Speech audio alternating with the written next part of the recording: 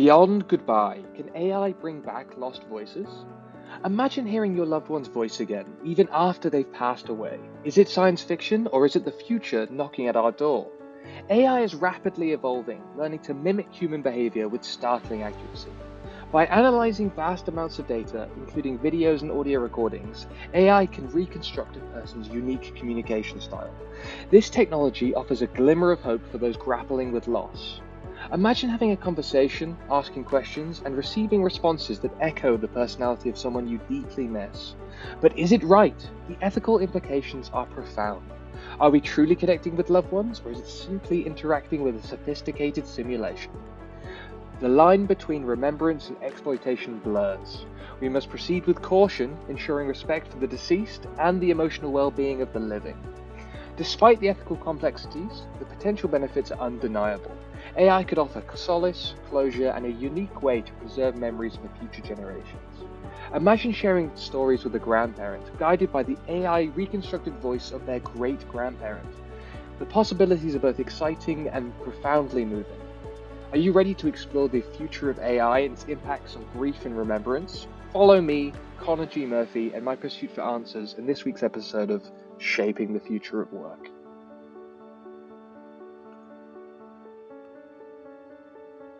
The traditional farewells many of us grew up with are facing unprecedented challenges and transformations. The very landscape of the funeral industry is changing before our eyes. Driving this change are powerful forces. The Sun Life Cost of Dying Report 2025 highlights a stark reality. Traditional funeral costs have hit record highs. An attended funeral now averages £4,285, part of a staggering 134% increase over 21 years, far outpacing inflation. This escalating financial strain, worsened by the cost of living crisis, means nearly 1 in 5 families struggle significantly to afford a funeral. Alongside this cost pressure, attitudes are evolving. We're seeing a decisive move away from solely somber rituals towards highly personalized celebrations of life, now a feature in over half of services. This often involves unique music, readings, or themes, reflecting a decline in strict traditional or religious adherence observed by funeral directors. Simultaneously, simpler, unattended options are gaining ground. Direct cremation now accounts for 20% of all funerals, with 80% public awareness. While significantly cheaper, this convenience sometimes comes at the cost of feeling less personal. Adding another layer of complexity is the persistent challenge of unknown wishes. A staggering 51% of funeral organizers didn't know if their loved one preferred burial or cremation, and 18% knew none of their final preferences at all. This uncertainty can add significant distress during bereavement. So, we have rising costs, pushing families towards alternatives. A desire for deeper personalization clashing with traditional formats, the rise of simpler options, and the frequent burden of guessing final wishes. This unique blend of pressures is creating fertile ground for innovation, for a service controlled and organized by the deceased before passing on. It's within this environment that futuristic concepts are emerging as potential answers. Technologies like AI avatars, originally evolving from early text-based chatbots, followed by decades of advancements occurring in the video gaming sector and their virtual interactable environments. And it's these embodied forms that are now being applied to the deeply personal realm of remembrance. This cross-sector innovation sees the rise of a new digital afterlife industry, offering new ways to capture a loved one's essence. While still developing, the potential scale of these technologies invites us to explore the fascinating and evolving future of how we all might remember and say farewell. Now, to start our primary research into the future potential of this product, I have reached out to Scattering Ashes director Richard Martin. For those unaware, Scattering Ashes is a local leader in post-life services, specializing in alternative remembrance offerings. And he is here today. So without further ado, Richard, having heard this, what are your thoughts on this emerging tech being used in your industry?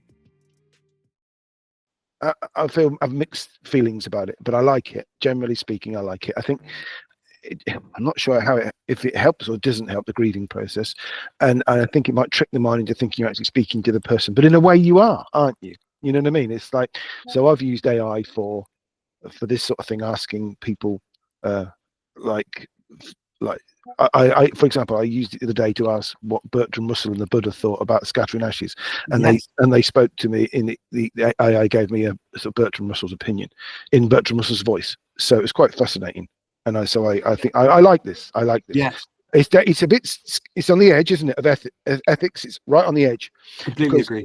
You might be denying the proper grief that they've actually gone, and that might have a consequence too that we can't foresee, Connor. So it's not an easy moral question.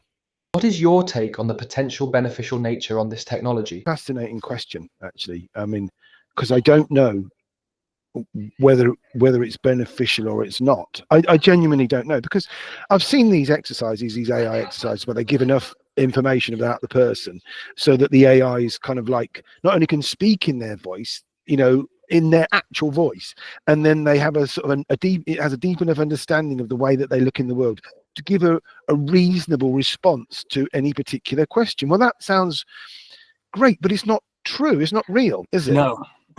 So I have completely mixed feelings about it, because I don't know whether you're denying that, like, well, what's it doing? Is it helping?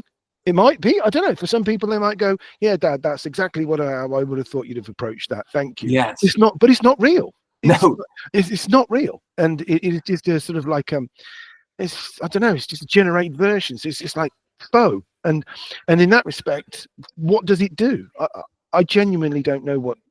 I mean, there's a huge amount of work needs to be done around this before we start, I think, messing around this, because you've got, I'm sure, I don't know what the psychologists and psychiatrists say about this sort of thing, but it could be amazing. It could be allow people to transition from that period of like wanting to be able to go and ask that loved one that question. That would be fantastic. But it's not actually it's not them, is it? So no. I mean, yeah, fascinating subject. A massive thank you to Richard Martin, Director of Scattering Ashes here in Dorset. Next, we have another guest speaker to talk about the ethics behind it all. Matt Tomes. With over a decade of experience in both grief counselling and as a mental health coach, also he is the co-founder of the Mental Health People here in Dorset. Thank you, Matt, for taking the time today. And jumping straight in, what is your opinion of this potential technology being used in the afterlife and funeral sector? It's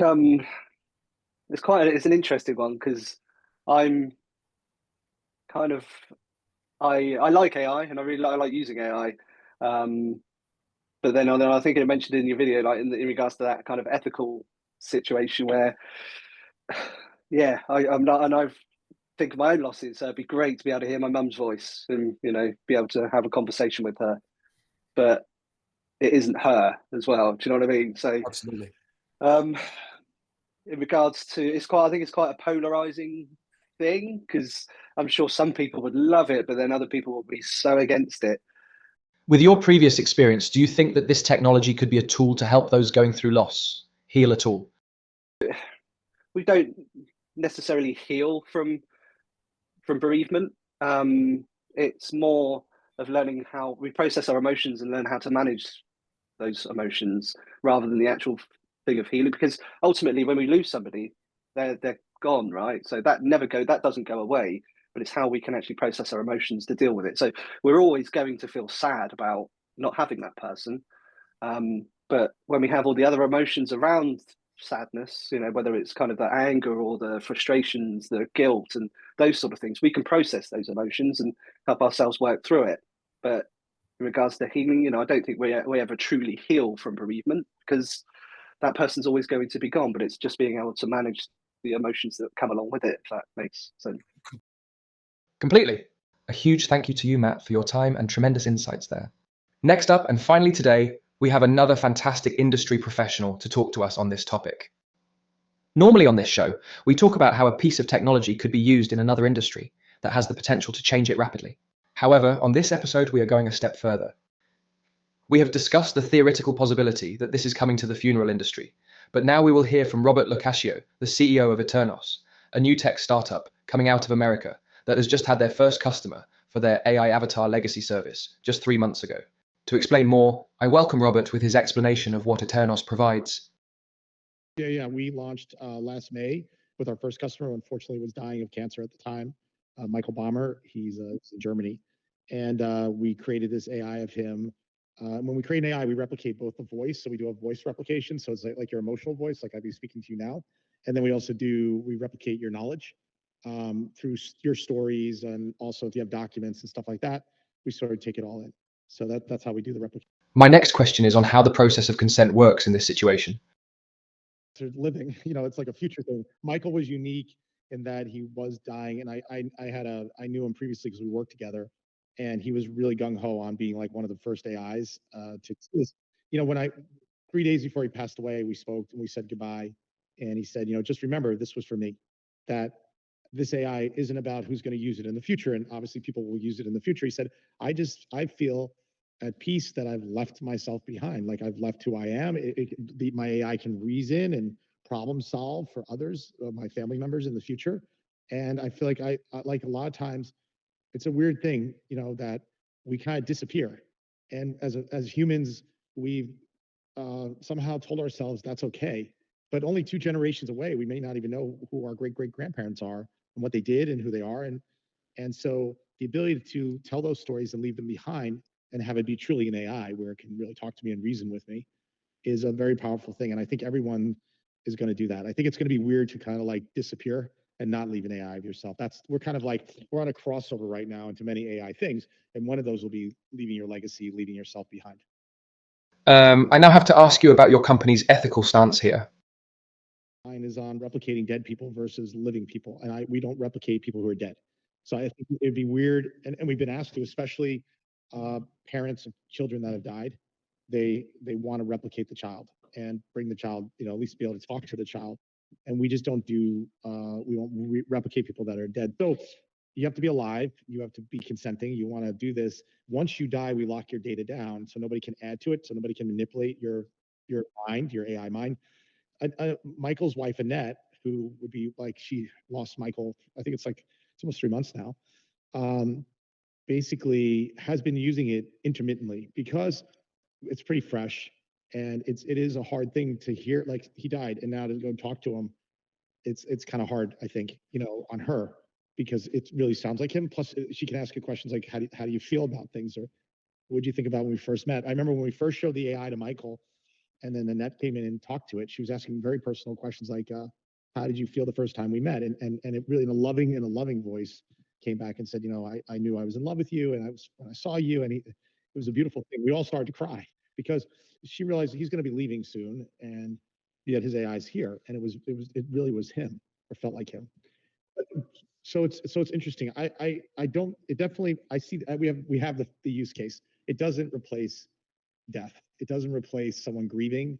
It's nothing weird. Like people, at least Annette hasn't done anything weird with it.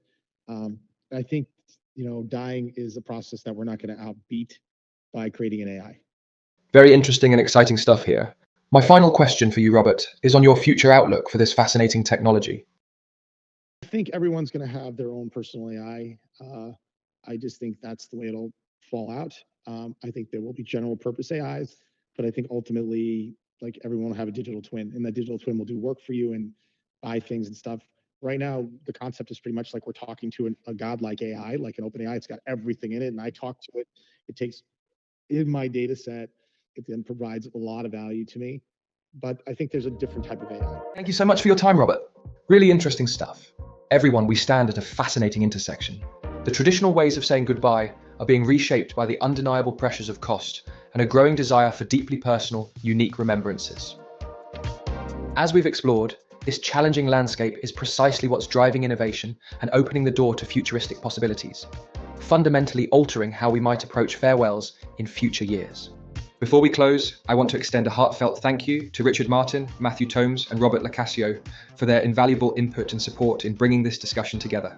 And now for a final thought that perhaps underscores the very technological shifts we've been discussing.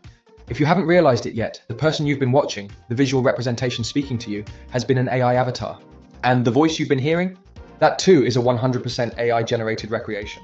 It seems the future of digital representation, in many forms, is already here. Thank you for watching.